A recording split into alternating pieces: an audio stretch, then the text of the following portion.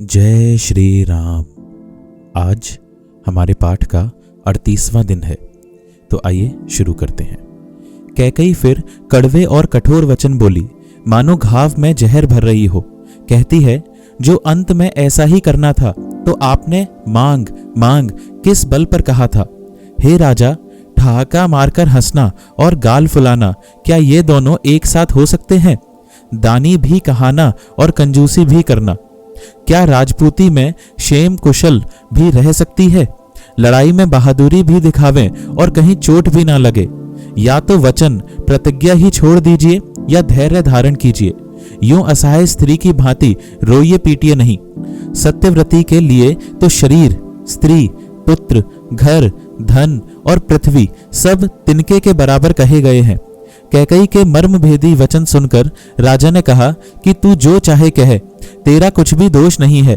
मेरा काल तुझे मानो पिशाच होकर लग गया है, वही तुझसे यह सब कहला रहा है। भरत तो भूलकर भी राजपद नहीं चाहते, होनहार वश तेरे ही जी में कुमति आ बसी। यह सब मेरे पापों का परिणाम है, जिससे कुसमय में बेमौके विधाता विपरीत हो गया।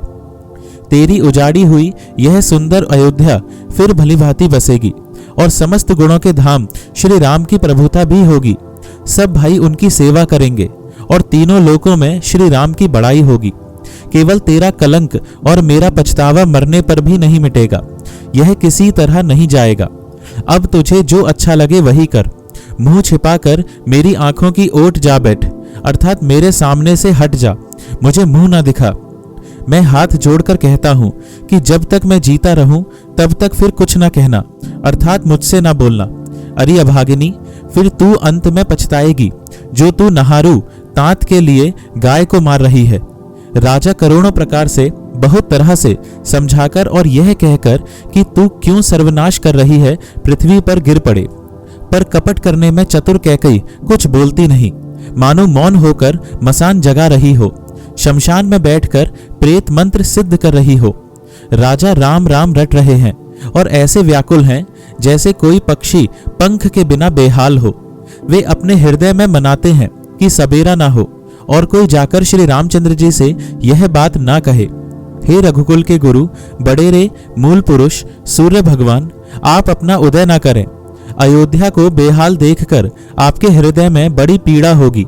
राजा की प्रीति और कैकई की निष्ठुरता दोनों को ब्रह्मा ने सीमा तक रचकर बनाया है, अर्थात राजा प्रेम की सीमा है और कैकई निष्ठुरता की। विलाप करते करते ही राजा को सवेरा हो गया। राजद्वार पर वीणा, बांसुरी और शंख की ध्वनि होने लगी। भाट लोग विरुदावली पढ़ रहे हैं और गवैये गुणों का गान कर रहे हैं। सुनने पर राजा को वे बाण जैसे लगते हैं। राजा को ये सब मंगल साज कैसे नहीं सुहा रहे हैं, जैसे पति के साथ सती होने वाली स्त्री को आभूषण।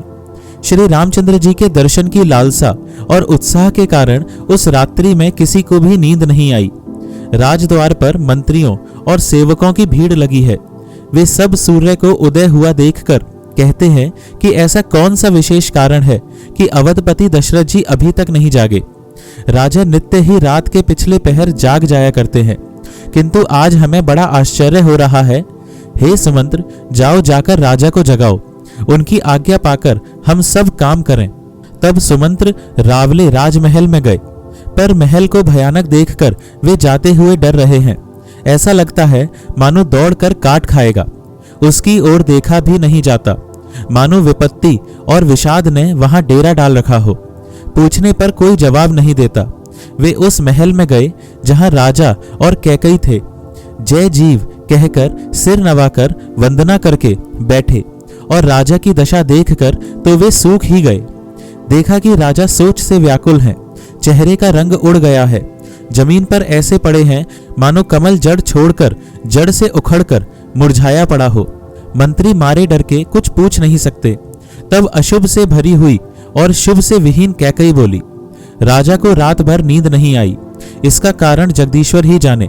इन्होंने राम राम रटकर सवेरा कर दिया, परंतु इसका भेद राजा कुछ भी नहीं बतलाते। तुम जल्दी राम को बुला लाओ, तब आकर समाचार पूछना। राजा का रुख जानकर सुमंत्र जी चले, समझ गए कि रानी ने कुछ कुचाल की है। सुमंत्र सोच से व्याकुल है, रास्ते पर पैर नहीं पड़ता, आगे बढ़ा नहीं जाता। सोचते हैं राम जी को बुलाकर राजा क्या कहेंगे। किसी तरह हृदय में धीरज धरकर वे द्वार पर गए। सब लोग उनको उदास देखकर पूछने लगे।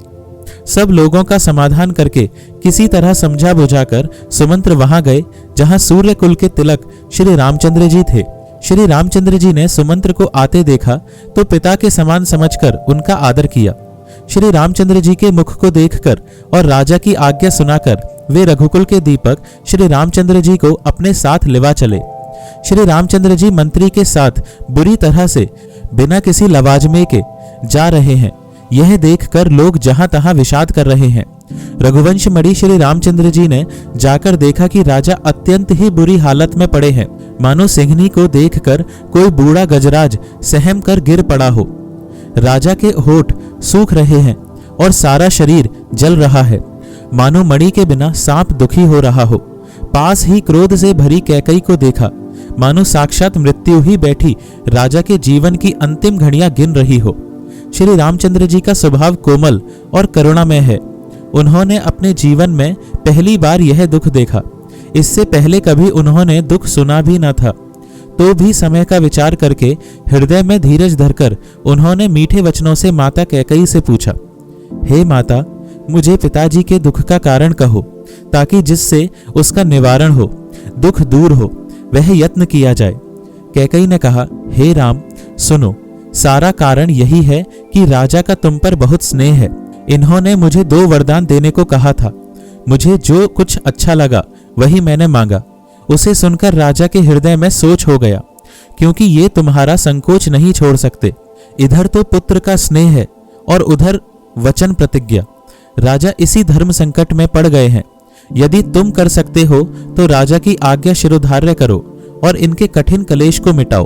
कैकई बेधड़क बैठी ऐसी कड़वी वाणी कह रही है जिसे सुनकर स्वयं कठोरता भी अत्यंत व्याकुल हो उठी। जीव धनुष है, वचन बहुत से तीर हैं और मानो राजा ही कोमल निशाने के समान है। इस सारे साज सामान के साथ मानो स्वयं कठोरपन श्रेष्ठ वीर का शरीर धारण करके धनुष विद्या सीख रहा है। श्री रघुनाथ जी को सब हाल सुनाकर वह ऐसे बैठी है मानो निष्ठुरता ही शरीर धारण किए हुए हो। सूर्य कुल के सूर्य स्वाभाविक ही आनंद निधान श्री रामचंद्र जी मन में मुस्कुराकर सब दूषणों से रहित ऐसे कोमल और सुंदर वचन बोले जो मानो वाणी के भूषण ही थे। हे माता, सुनो, वही पुत्र बड़भागी है जो पिता माता के वचनों का अनुरागी पालन करने वाला है। आज्ञा पालन के द्वारा माता पिता को संतुष्ट करने वाला पुत्र, हे जननी, सारे संसार में दुर्लभ है। वन में विशेष रूप से मुनियों का मिलाप होगा, जिसमें मेरा सभी प्रकार से कल्याण है। उसमें भी फिर पिताजी की आज्ञा और हे जननी तुम्हारी सम्मति है और प्राण प्रिय भरत राज्य पावेंगे। इन सभी बातों को देखकर यह प्रतीत होता है कि आज विधाता सब प्रकार से मुझे सम्मुख हैं, मेरे अनुकूल हैं। यदि ऐसे काम के लिए भी मैं वन को न जाऊं तो मूर्खों के समाज में सबसे पहले मेरी गिनती करनी चाहिए। जो कल्प वृक्ष को छोड़कर रेण की सेवा करते हैं और अमृत त्याग कर विष मांग लेते हैं, हे माता, तुम मन में विचार कर देखो, वे महामूर्ख भी ऐसा मौका पाकर कभी न चूकेंगे। हे माता, मुझे एक ही दुख विशेष रूप से हो रहा है, वह महाराज को अत्यंत व्याकुल देखकर। इस थोड़ी सी बात के लिए ही पिताजी को इतना भारी दुख हो, हे माता, मुझे इस बात पर विश्वास नहीं होता, क्योंकि महाराज तो बड़े ही धीर और गुणों के अथाह समुद्र हैं। अवश्य ही मुझसे कोई बड़ा अपराध हो गया है, जिसके कारण महाराज मुझसे कुछ नहीं कहते। तुम्हें मेरी सौगंध है, माता, तुम सच सच कहो।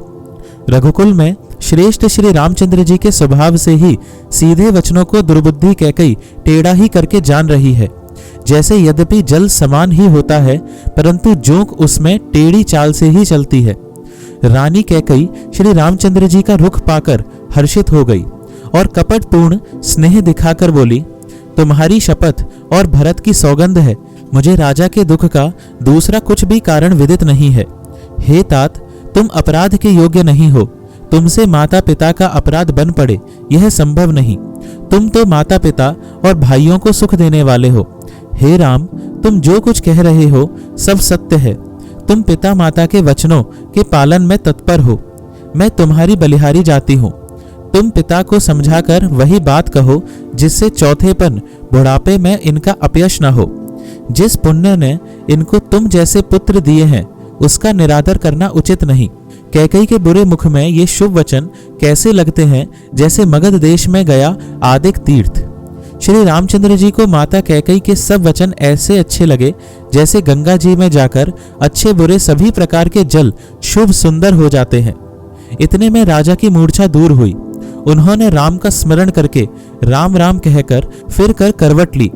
मंत्री ने श्री रामचंद्र जी का आना कहकर समयानुकूल विनती की। जब राजा ने सुना कि श्री रामचंद्र पधारे हैं तो उन्होंने धीरज धर के नेत्र खोले। मंत्री ने संभाल कर राजा को बैठाया।